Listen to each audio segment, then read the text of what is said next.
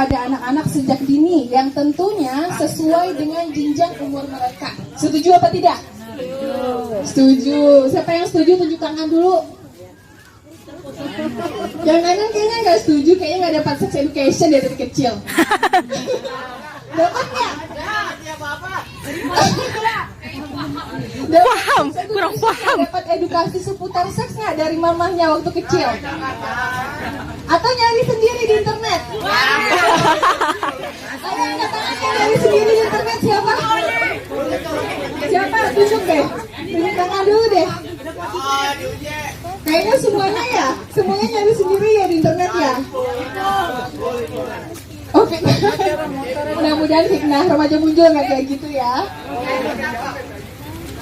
Oke, intermezzo sedikit teman-teman. Intermezzo.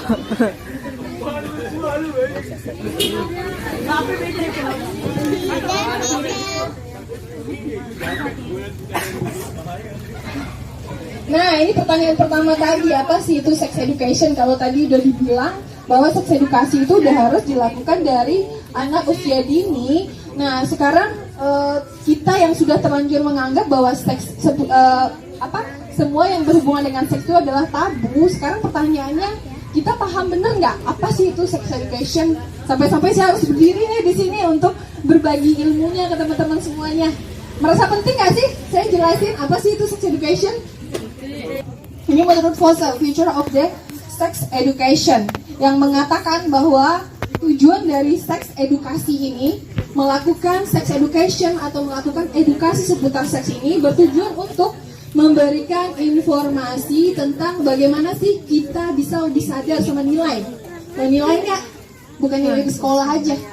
Nilai itu bisa nilai objektif, bisa nilai subjektif. Kalau nilai objektif itu udah melekat di diri kita. Orang mau menilai kita seperti apapun ya kita gitu. Cantik ya cantik ya nggak sih? Baik ya baik gitu ya. Kalau nilai subjektif, kita mau bilang kita baik tapi orang sudah tahu nih, wah dia tuh gak baik, dia tuh begini, dia narkoba loh kemarin, dia tuh ngisep ganja loh kemarin. Itu ya perspektif orang lain. Dan hanya kita yang bisa mengendalikannya. Kadang kita mengendalikan pun penilaian orang nggak bisa kita rubah. Orang sudah terlanjur menilai seperti itu. Oke? Kemudian respect dengan hak antar gender. Gender apa? Yang tahu ceritanya? Jenis kelamin ya. Gender, antar gender. Jadi lebih respect. Jangan, oh dia cewek, dia bajunya seksi, dia tuh jahat, dia tuh playboy. Itu nggak boleh lagi. Kita lebih respect sama antar gender. Laki, perempuan yang katanya sama sekarang tapi tetap ada perbedaannya. Ada norma-normanya ya, norma agamanya, norma moralnya. Setuju ya? Ya, kesusilaan ya. Yang tahu apa lagi? Oh oke. Remaja muncul pintar semua ya.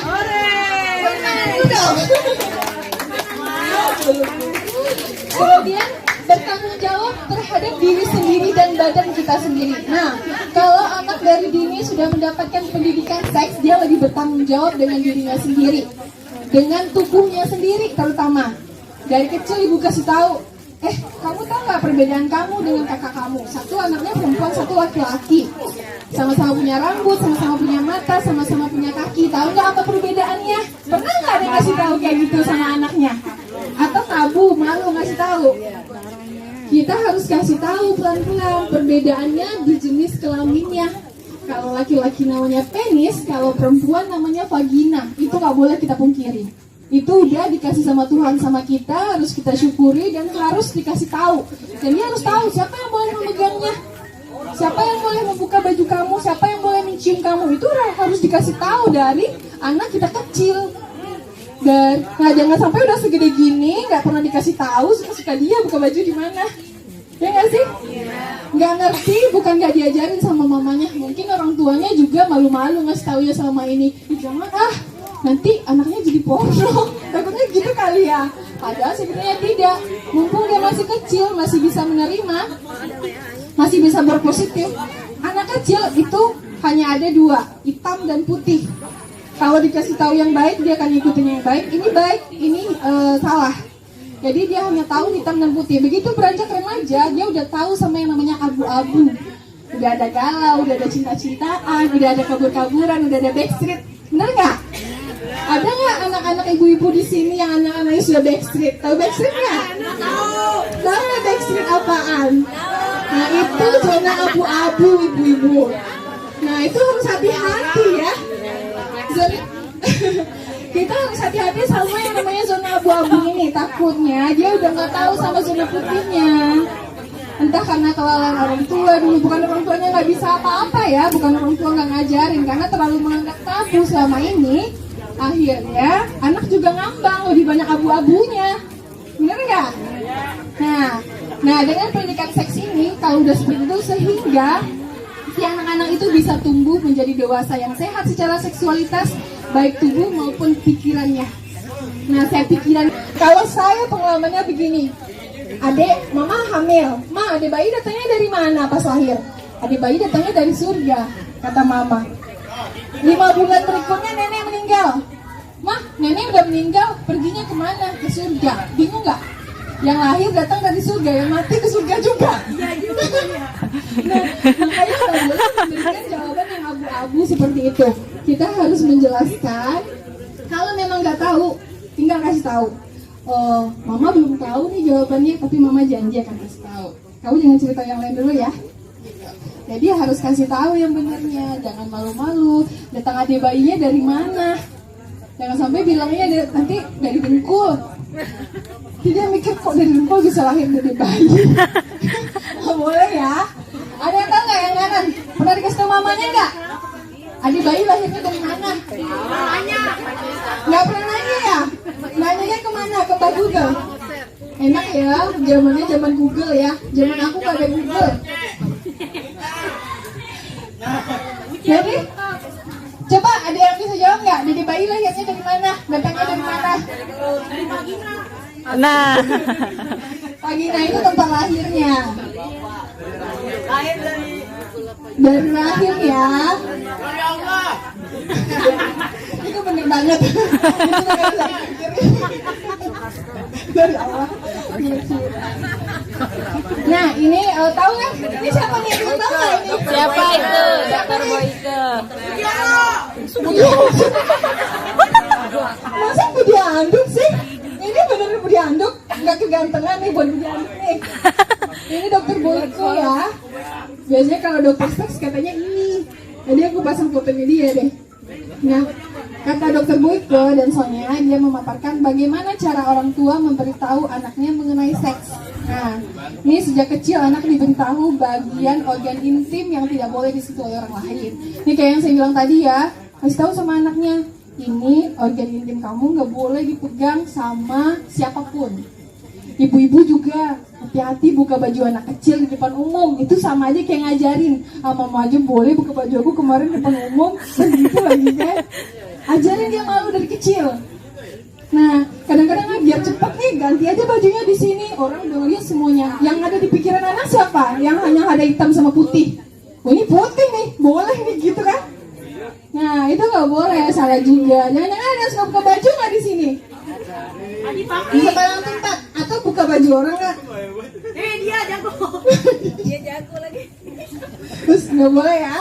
Kemudian siapa yang boleh membuka bajunya? Nah ini yang saya bilang tadi. Apa yang harus dilakukan ketika ada orang lain yang ingin menciumnya? Ayo di sini siapa yang udah mencium anak orang siapa nih? Ini apa saja?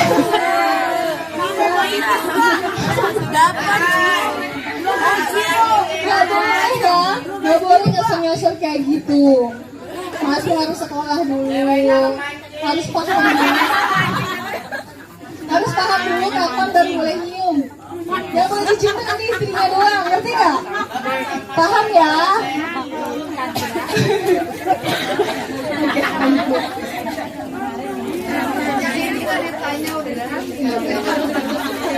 Ini Ini usianya ya Bu, sebenarnya dari usia 0 sampai 3 tahun itu orang tua bisa memberitahu nama-nama organ tubuh seperti yang dibilang tadi. 0 sampai 3 tahun, berarti 0 itu berarti dari masih lahir ya, baru lahir sebenarnya dia udah ngisep puting ibunya, dia harus tahu tentang ini payudara loh. Ini organ intim, ini area-area yang harus ditutupin loh, nggak boleh dilihat sama orang lain. Itu udah harus ditanamkan sejak dini supaya ujung-ujungnya ngerti bahwa mana yang harus ditutupin, mana yang boleh kebuka dan di mana boleh buka gitu. Kemudian usia 4 sampai 5 tahun terus mengajarkan nama-nama bagian internal dan eksternal, berarti ya organ reproduksi seperti itu. Jadi ibu-ibunya juga harus tahu. Kalau zaman sekarang kan sudah bisa tuh dibuka di Google. Ya, kalau nggak ikuti seminar-seminar gitu. Apa? Ya, usia 6 sampai 8 tahun mengajarkan pendidikan seks usia dini. Nah, orang tua bisa membicarakan apa yang terjadi ketika mereka mulai pubertas. Nah, dijelasin juga nanti kalau anak perempuan nanti kamu akan datang bulan, nanti kamu akan tumbuh bulu keteknya, tumbuh bulu bagian kemaluannya. Seperti itu, jangan sampai dia kaget sendiri mainnya apa, bahkan ngomong ke mamanya sendiri takut. Datang bulan pertama, aduh kok aku ada darahnya ya, aku ngomong ke siapa? Karena nggak pernah ada kedekatan dengan orang tuanya, bener nggak? Nah iya, itu gunanya dekat sama anak, dekat sama orang tua, dia lebih percaya cerita apapun sampai gede nanti.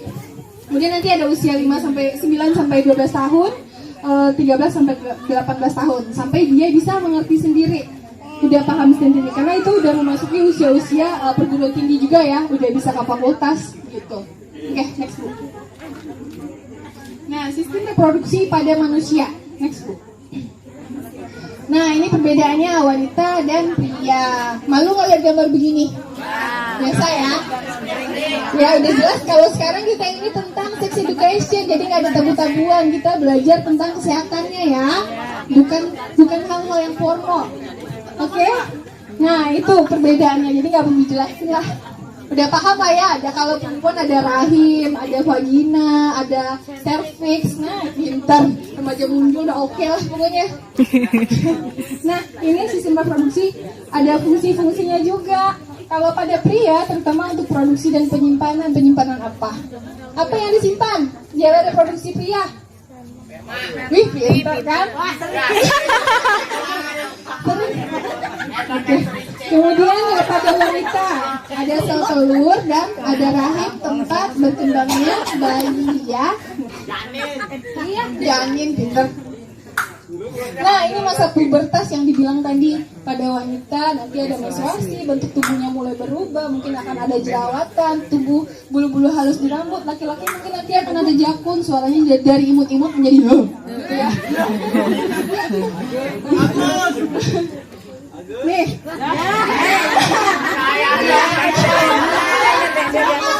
jangan gitu. Dilarang pacarnya. Ini kita nggak melarang pacaran, kita kan cuma menjelaskan kalau ada yang masih mau pacaran tuh monggo, kalau enggak ya alhamdulillah ya nggak sih. Nah ini kalau di dalam agama kan nggak boleh ya, pacaran itu kalau di dalam agama bilangnya apa? Mendekati zina ya nggak sih? Iya. Iya kan, kalau udah berdua-duaan apa jadinya? Nah tuh, orang kalau udah berduaan ada yang hangat-hangat di badannya. Tuh kan, ada hormon kortisol namanya yang muncul kalau udah berduaan, makanya nggak boleh berdua-duaan. Apalagi di tempat gelap. Ada siapa yang ketiga? Seta. Ada mantannya ya? Ada mantannya. Ada yang ketiga itu ada setan ya, jadi nggak boleh. Nah ini mengutip sedikit dari ayat Al-Quran bahwa berpacaran itu, melakukan seks bebas atau apalah namanya itu udah dilarang banget di dalam Al-Quran. Dan ada ayat-ayat yang melarangnya. Ini baru 3 loh, 3 ayat doang. Dan masih banyak lagi. Paham nggak? Paham ya teman-teman? Paham nggak? Oke. Nah, dan bukan di dalam Al-Quran aja. Kalau Allah melarang kita melakukan hal-hal yang buruk, hal-hal yang seperti berzina atau melakukan seks bebas atau segala macam itu, diancam sama Allah masuk neraka, benar nggak? Kalau di dunia ketahuan diancam masuk apa? Masuk penjara tuh, baca sendiri tuh ada undang-undangnya. Nah, masih berani nggak? Oke, itu yang berani itu keren banget sumpah. Nah, seks bebas. Apa itu seks bebas? Ada yang tahu? Apa? Anu. Apa? Anu. Anu. Iya anu. Anu apa? Itu banyak. Resmi udah anu. Nah, seks bebas itu dilakukan oleh orang-orang yang belum resmi dalam ikatan pernikahan secara hukum maupun secara agama. Ih, bener banget, legal dan nggak boleh dicontohin ya. Bener juga, nggak boleh dilakukan. Tahu film ini nggak? Tahu. Jadinya dia. Jadi hamil. Iya. Jadi hamil, bener. Dia hamil, kemudian abis itu nggak bisa hamil lagi, ada bermasalah kan di rahimnya, karena masih terlalu muda untuk hamil, bener nggak? Nah, film ini ambil contoh baiknya, jangan yang contoh pertamanya aja ya. Nah, oke, next Bu. Nah, ini bahaya-bahayanya nih kalau secara psikologi muncul kekhawatiran. Orang kalau udah berzina itu khawatirnya minta ampun, was. Bener nggak? Kok tahu? Nah, kemudian merasa menyesal dan putus asa. Iya, kalau menyesal bisa sholat taubat ya, taubat nasuha. Tapi kalau enggak gimana? Nah, terus akan sulit memiliki hubungan yang serius, terutama untuk perempuan. Adik-adik perempuan, kita cewek ini adik-adik, kalau udah putus, itunya perawannya susah dia mau lagi. Beda, janda sama perawan beda. Kalau janda masih bisa dijelasin, aku ini janda pernah menikah. Nggak perawan karena udah pernah menikah. Kalau yang belum menikah udah nggak perawan diapain? Ya kan? Ada yang mau kayak gitu nggak? Enggak. Nggak boleh ya. Kemudian jadi depresi, hamil di usia muda kayak film tadi. Kemudian aborsi digugurin, dosanya jadi double. Oke, next. Nah, ini cara-cara agar terhindar dari pergaulan bebas. Ini harus dihafalin. Dari yang pertama dulu dibaca. Yang pakai kacamata yang imut. Ayo, nomor 1 apa bacanya? Imut kayak marmut. Memperkuat pendidikan agama. Nah, benar, memperkuat pendidikan agama. Membentuk karakter yang positif. Karakter yang Positif. Oke. Membentuk karakter yang positif.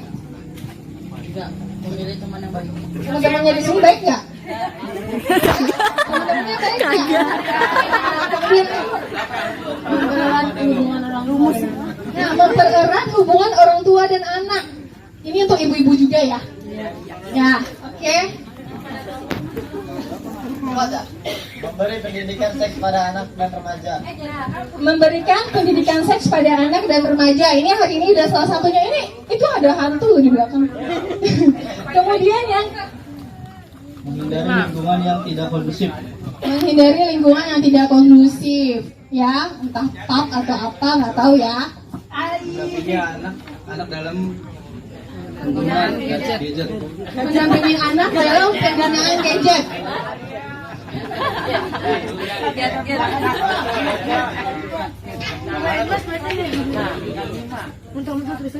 Melakukan kegiatan-kegiatan yang positif. Nah, yang paling ya melakukan kegiatan-kegiatan yang positif, benar.